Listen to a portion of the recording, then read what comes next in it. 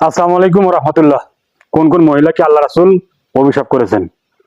ইবনে ওমর রাদিয়াল্লাহু তাআলা আনহু বর্ণিত, রাসূল সাল্লাল্লাহু আলাইহি সাল্লাম বলেন যে কোন মহিলাকে যদি বলে যে আমাকে পর চুলে লাগিয়ে দেন, এবং যে লাগিয়ে নিল এবং যে লাগালো উভয়ই, এবং কোন মহিলাকে যদি বলে যে কোন অঙ্গ প্রত্যঙ্গে উল্কি আঁকিয়ে দেন, তাহলে যে মহিলা আঁকিয়ে দিল এবং যে আঁকিয়ে নিল উভয়কে আল্লাহ রাসূল অভিশাপ করেছেন। সম্মানিত উপস্থিতি, কাছের এবং দূরের দেশ এবং প্রবাস থেকে যারা আমাদের ভিডিও নিয়মিত দেখেন, আমি আপনাকে বলতে চাচ্ছিলাম যে ব্যক্তিগত যে চুলগুলো আপনি লাগাবেন, মানে বাড়তি যে চুলগুলো, এটা লাগানো নিষেধ। তো শরীরে অঙ্গ প্রত্যঙ্গে যে উল্কি লাগাবেন এগুলো নিষেধ।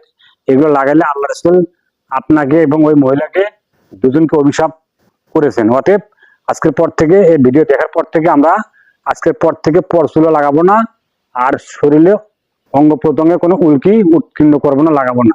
আল্লাহ তুমি প্রত্যেকটা মানুষকে হেফাজত করে মোহাম্মদ সাল্লাল্লাহু আলাইহি সাল্লামের পদ্ধতিতে। আমিন।